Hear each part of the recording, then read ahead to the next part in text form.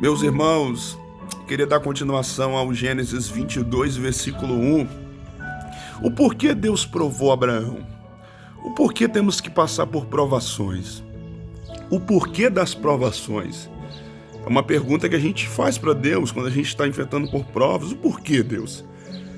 A gente tem momento que faz pergunta como Abacuque fez no capítulo 1, verso 2. Até quando? Por que o Senhor não responde? O porquê? Até quando? Jó, quando ele foi provado, Jó ele também perguntou para Deus. No capítulo 3 até o 37, 38, Jó fez aproximadamente 14 a 16 por quê? E ele ficava por quê? Por quê? Capítulo 3 ele vai dizer por que o Senhor não me matou no ventre da minha mãe? Por que eu nasci? Então Jó ele fez por quê? Ele perguntou por quê no meio das provações e nós também perguntamos o porquê, Deus? O porquê dessa provação? Só que nós não entendemos que as provações elas são pedagógicas. Precisamos entender isso. Como assim? As provações elas servem para nos conduzir ao amadurecimento, para nos dar experiência. Romanos capítulo 5, versículo 3. Oh, meu Deus! Paulo vai dizer que a provação ela produz em nós experiência, maturidade, perseverança.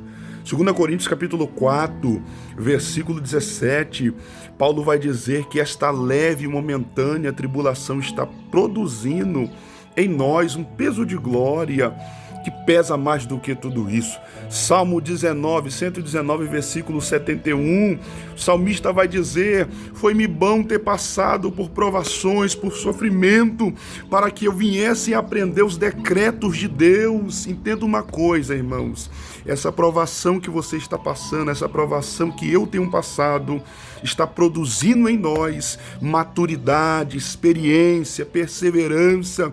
Fique com essa palavra nesta manhã. Gênesis 22, versículo 1. Deus provou a Abraão. Por que Deus provou a Abraão?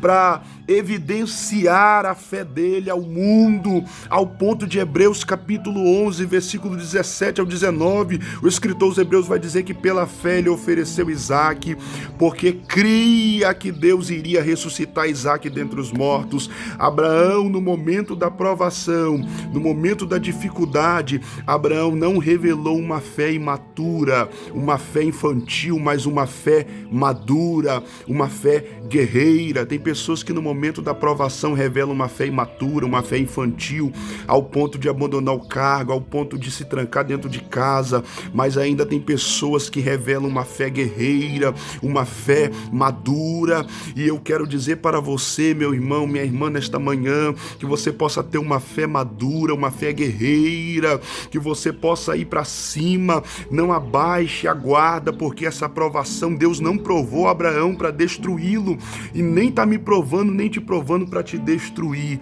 para nos amadurecer. Ele está nos amadurecendo. Ele está forjando o nosso caráter. Oh, meu Deus do céu. Então preste atenção nesta manhã. As provações, elas são pedagógicas. Mateus capítulo 8, verso 27. Observe que após aquela provação, após aquele vento, os discípulos vão fazer uma pergunta: que homem é este que até o vento e o mar lhe obedecem? Eles ficaram sem saber quem era aquele que estava no barco com eles, que havia acalmado aquele vento. Mas quando veio a segunda prova, a segunda tempestade, eles vão responder no final. Mateus 14, 33. Verdadeiramente este é o Filho de Deus. Ou seja, a pergunta que eles fizeram na primeira tempestade, eles responderam na segunda prova, na segunda tempestade. Lembra que eu estou falando aqui? As provações são pedagógicas.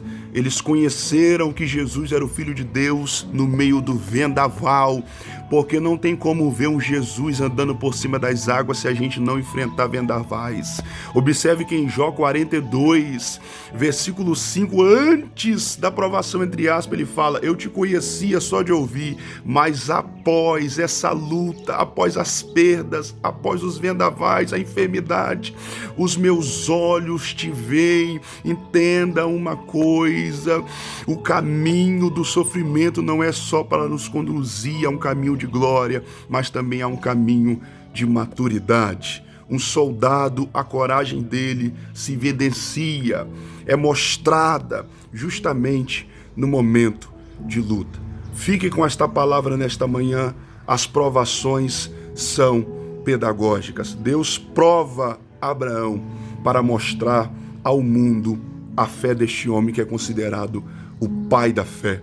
Deus está te provando para te amadurecer, para gerar muito mais coisa boa em você do que você imagina. Os caminhos dele são maior do que os nossos. Aceite passar pelo processo para que você possa viver um propósito lindo que ele tem para a tua vida. Todas as coisas cooperam para o bem daqueles que amam a Deus, Romanos 8:28, e que foram chamados segundo o seu propósito. Deus tem um propósito na tua vida, meu irmão, minha irmã.